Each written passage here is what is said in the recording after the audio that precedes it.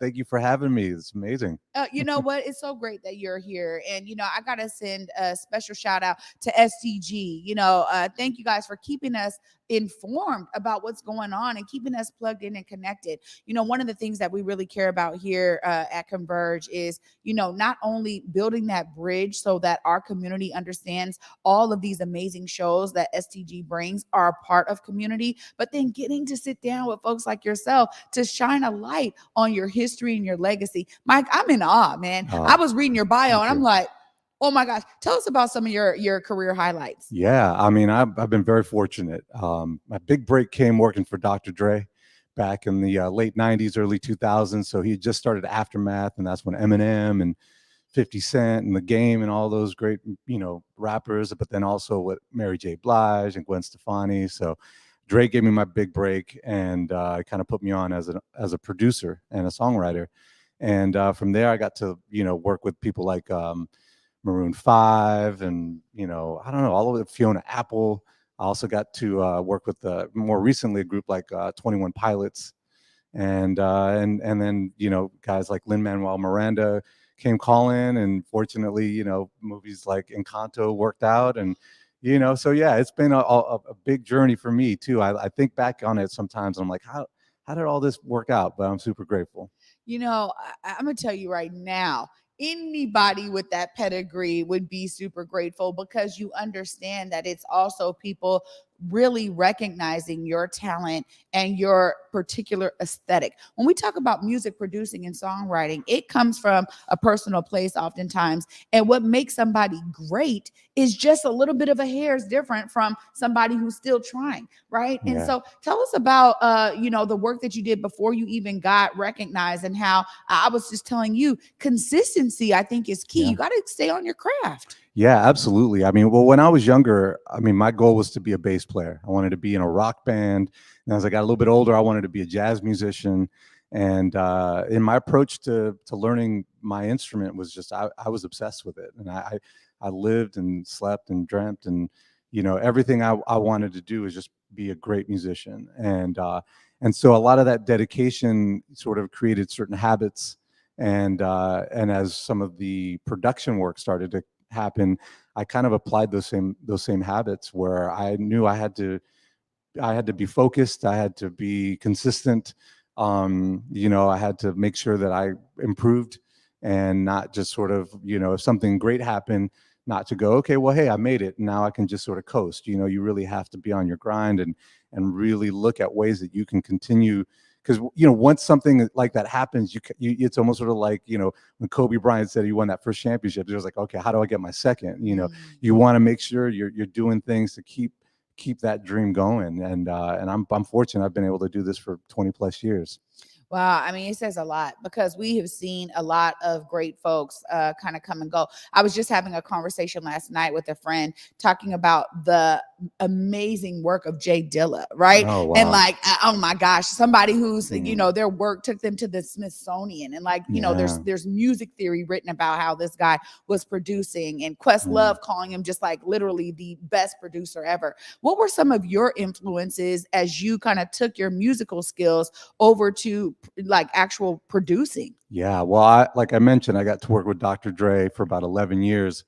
And for me, you couldn't have a better mentor and better teacher in the way that he operates and the way he conducts himself in the music industry, but mainly also the way he inspires others, and I think that that's one of his greatest gifts, and maybe one that doesn't get talked about that much. But, you look how he inspired Snoop to become Snoop, Eminem to become Eminem, and he kind of like finds these diamonds in the roughs, and he builds them up and gives them the platform and gives them the confidence to go on and do great things. And then that kind of, then Eminem goes and does that for other people. Snoop does that for other people. And it's this trickle down effect.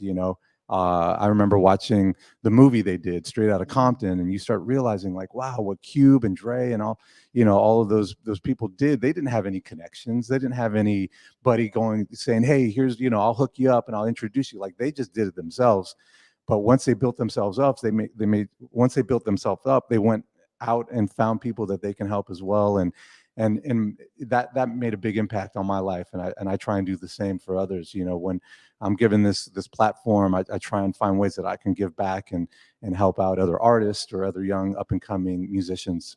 I think so much of it is that, right? I mean, when I talk to artists of any kind, there's always a thorough line around how the community becomes its own family. And I love how you're talking about that, from seeing it and being able to work with Dre and being mentored by Dre in that way. And let's just be honest, man, you're talking about the 90s hip hop. Man, Dr. Dre, are you kidding me? Like literally top echelon. I mean, literally top echelon. So you really, you were able to do that in your own right. But I think it's so key, because it's people pouring into you that then make you go, man, I get certain opportunities, I got to pour into others. How have you been able to inspire others, and maybe who are some of the folks that you've been able to pour into in that same regard? Yeah, I mean, it can be on a lot of different levels. I mean, even where I live out in Gallatin, Tennessee, I made sure I found some young engineers who were maybe just coming straight out of school, who can are looking for opportunities and looking for experiences, where I can kind of pour into them and try and give them an environment to learn and to ask questions, but then to also realize, like, we're in the service industry. We're here to serve the artist. And so there's been a lot of different artists who have come through, where I was able to work with them right out the gate, and just kind of just, because the music part is the fun part. A lot of times it's just sort of giving them some insight on the industry and the challenges and the time schedule and the way that you have to like conduct yourself, for some longevity, because this is our dream, and we all want to be able to do this as long as possible. Oh, absolutely. And so much of it, again, it goes back to that consistency. So I love that you're pouring that into them, because that is really key. I mean, people are probably wondering, you're sitting here, you're producing. How did Dr. Dre find you? How did that happen for you to get that opportunity, Mike? Yeah, I had the amazing opportunity to go to school called Hamilton High School out in Los Angeles, and a good buddy of mine, who was a amazing musician, became Dre's assistant engineer. And Dre was looking for, as he called it, some new blood. He wanted some new people in the studio. My buddy recommended me to come in and play bass.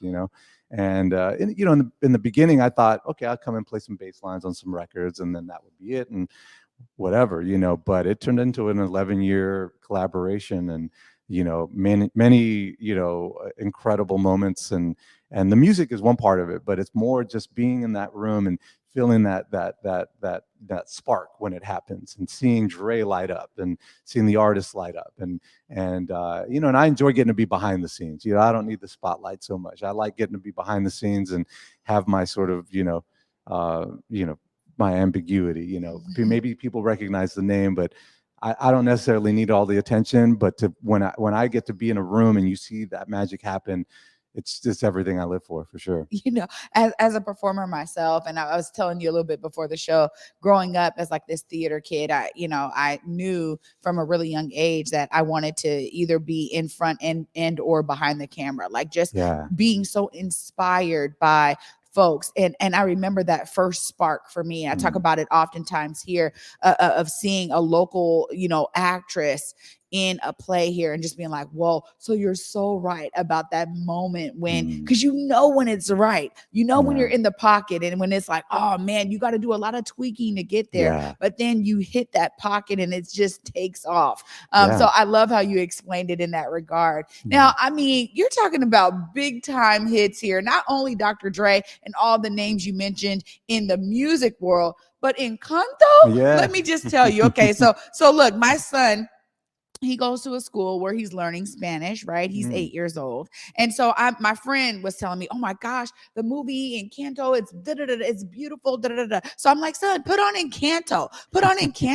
And my son came to me and he was like, Mom, it's not Encanto, it's Encanto. Yes. And I was like, right. okay.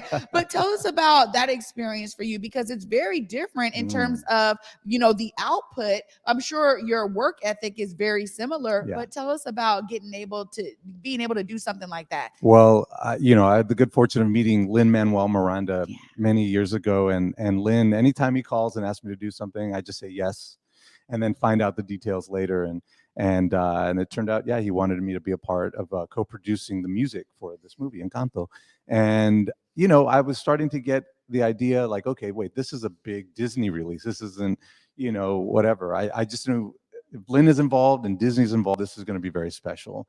And obviously I knew Lynn had done Moana. And so this was his next Disney project. And the more I started figuring out like, okay, wait, I don't know that this has been done before at this level, where the representation of so many different, skin colors and hairstyles and sizes and backgrounds, and but featuring the region of Colombia, and the music, and I'm like, okay, this is going to be really special. And the entire process was a lot of work, very challenging, but so rewarding. And just knowing what the directors and what Disney and what Lynn were trying to accomplish, like writing catchy songs that you could sing to.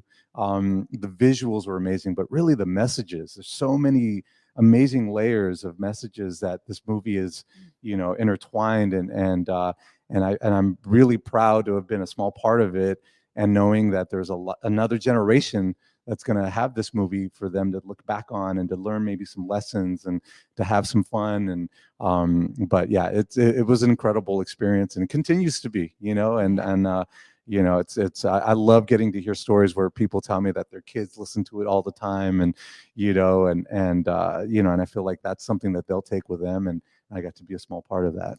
Yeah, I gotta say, I mean, people can say what they will, but we know that music and movies really enhance culture. They have the opportunity to do so, and we've seen a bunch of different narratives coming from white males, right? We've seen it. We've seen white males try to tell other kinds of stories. We've seen things fail. We've seen things flourish. But the ideas of diversity, I think, at the center is really key. And so I think Disney has been, trying to be even more intentional as the years come out, for them to say, we need to do our part here, because these are movies that are family friendly. So I look back at my childhood, and my sister and I got to go to Beauty and the Beast that was here. And it had a black bell, like the first time they had a black bell for this musical. And we were we were just like gripping hands the whole time. We're just like, oh my gosh, this is so phenomenal. Yeah. Because literally we grew up with the story of this very white, story. But to see ourselves in it meant something different. But that impactful nature of our childhood when it comes to Disney films, now as a mother, I get to experience that with my son. And so I'm telling you, there's something so phenomenal about the diversity that's included in Encanto. And I mean, my son is, we don't talk about Bruno, right? It's a real thing. Yeah. I don't know how many times he's watched it, but it is because he sees himself in it. Yeah. And I love how you talked about that, because I think that that's what we have the opportunity to do as content creators in general. Yeah. And, it's one of the main reasons why Converge Media was started, right? It was birthed. Awesome. Yeah. Because we understood, man, as much as Omari could be out there in another major media stream, I started in major media, all of that, we realized, man, we need to be able to be our authentic selves and tell our stories and bring stories from our community to the light of media. And so I just love how you talked about that, because I think you're so right. I mean, and honestly, you're here because of More Music at the More. I mean, this is something that a lot of people in the community are aware of. Tell us about this particular show. Yeah, well, I'm super honored to have been invited by the Seattle Theater Group to come out. And to be honest with you, when I got the email, I really didn't know much about the history of it, and they sent me some links and some background on it, and was just completely blown away that there's a program here that has funding where they can invite students from the age of 14 to 21, and they can all audition and hopefully get an opportunity to be mentored and to also collaborate with one another. So the idea of coming out and getting to meet all these students, getting to mentor them in some respects, and also get to be the music director of the show.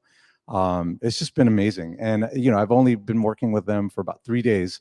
It feels like a month, and it's been incredible getting to know each one of them. And they're all so talented and so eager and so driven it's been extremely inspiring for me. It just sort of lets me know that like we're in good hands. The future of our future creators are doing big things and want big things for themselves, and I'm just trying to do my part and just encouraging them to let them know that all of their dreams are possible. You don't need to be connected or have a family member who's in the business or whatever.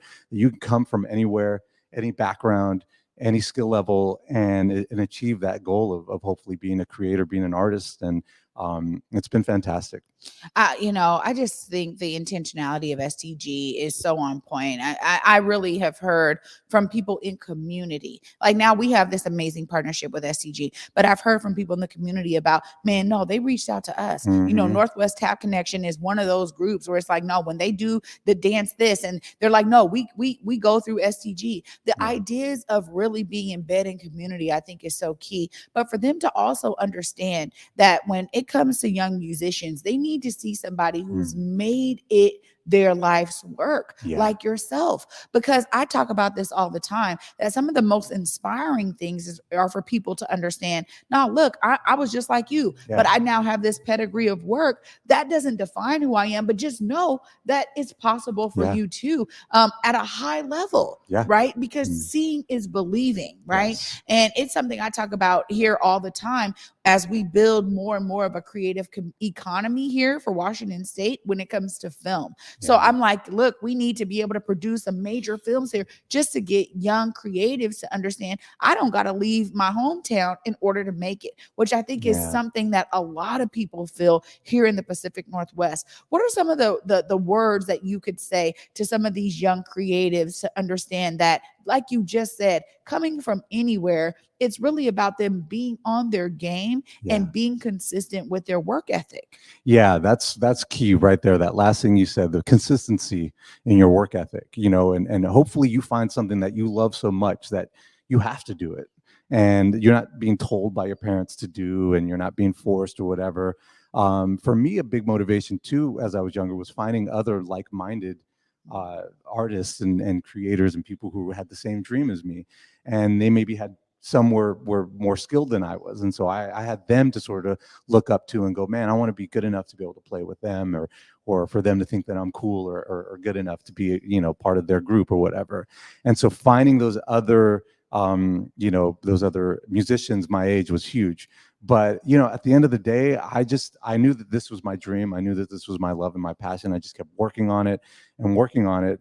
But the other amazing thing is that what you think might be your dream, there might be other branches and other shoot offs, right? And so my dream was to be in a rock band when I was younger. But now I'm a songwriter and a producer, which I love just as much. And I didn't even realize what that was when I was starting. But if you just keep plugging away and you keep, putting yourself out there, and you start meeting things, start meeting people, and you start seeing things and seeing what's possible, you just keep going for it. It sounds so cliche, but it really can happen. And like you also mentioned, like me getting to interact with these students at More Music at the More, I'm getting to show them that there is no mystery, there is no magic or whatever. Like literally, it's just the hard work paying off, and the being there, showing up every day to band practice, showing up every day to write your song, will pay off. And even if it's a little bit of an offshoot, you'll still find that path for yourself. Yeah, I agree wholeheartedly. I think too, one of the things that I really love about More Music at the More is it is the behind the scenes. Let's showcase it all, because it's not just you performing on stage. Like you said, the aspirations of being in a rock group, and now being able to work with all these amazing artists. And, something you said earlier in terms of like, hey, we're here in service to these artists, right? The idea is that you get to be a part of the process. That's a strong part of the process, man. Absolutely. And let's not forget to mention songwriters and producers make sometimes even more than artists, depending on your contract. So the idea is that young people can kind of see themselves in something, again, that maybe they don't envision. I talk to my son about this all the time when it comes to athletics, right? As a young student athlete, he's been playing, basketball since second grade in AAU, right? Wow. And so I'm like, if you don't make it to the NBA, because that's a very small percentage of folks who do, let's look at all of these different ways that you could be involved in the business of Yeah. the NBA, Yeah. right? In the business of professional athletics. Like Yeah. even if it's not the NBA, there's collegiate level, Sports yeah, medicine. Yeah. sports medicine. I mean, all of these things. And he started to really open himself up to Yeah. that. He was like, wait a minute, mom, I think you're kind of right. Like, Yeah. okay, you have great talent, but if it doesn't get you there, let's think about all of these other Yeah. attributes that industry created, right? That Absolutely. you get to pour into. So I Yeah. agree with you 100%. Yeah. And lastly, I just got to ask you, what are some of the things that you're really excited about for people that when they come to this show, that they get to see more music at the More? Yeah. Well, first of all, it's all local talent. These are your neighbors. These are your next, your schoolmates and your sons and daughters. So the fact that it's all local, such a huge diversity. So I want to give a shout out to So we've got an indie pop group called Aurora Avenue. We've got a traditional music trio called the Gooey Ducks. And a couple of I think they're 14, and 15, which is mind blowing. So talented. We have an amazing R&B singer named Samara Rain, and she's insane. She's the next Beyonce. I'm convinced. She's unbelievable. A rapper MC named Shamar. And we've got an amazing multi-instrumentalist named Osvaldo Ribas. And then we have a singer-songwriter named Priyal Sahai, who is phenomenal. Like, I'm convinced she will be the next Broadway, hit writer for sure, and/or performer. And it's incredible to see such diversity, ethnic diversity, musical diversity, all different backgrounds and cultures coming together.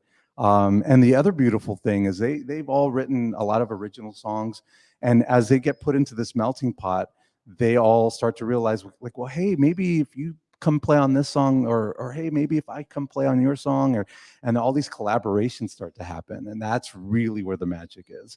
And so there's a lot of cool performances in store, a lot of just mind-blowing talent. And for me, I just think anytime you can come out and support your local artist, you got to do it.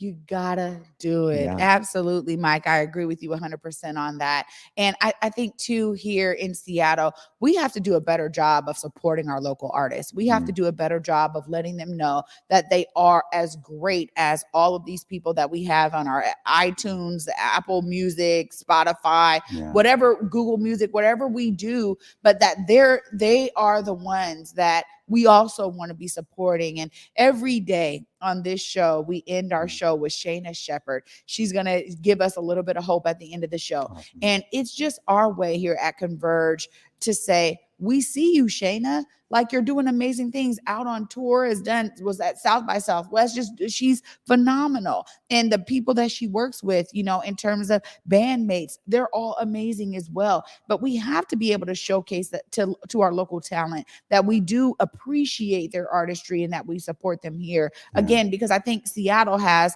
an opportunity to really allow people to understand, man, I could be successful in my hometown. Yes, let me be based in Seattle. Let me go global, with my tours and everything. But let me know that my people right here in Seattle are going to care for me too. So I love that you said that. It's so important for us to support our local folks. The other thing too is, like, you have no idea who might be coming out of this show, right? You might be one of those people and say, hey, I remember when I was at that show at the More. And I also wanted to specify that the show is this Friday. It's at 7:30 p.m. It's at the More, obviously. And, tickets are available, and you come out and see, this next generation. I think you'll be pleasantly honored and surprised. Oh, man. Thank you so much for being with me today. Thank you, Salman, for making sure people got the information. Mike, what a pleasure it was for me to speak with you today. Absolutely. Oh, man. I'm telling you guys, heavy hitter in the building. I'm so honored to be able to have sat here with Mike and have this discussion and share it with you all.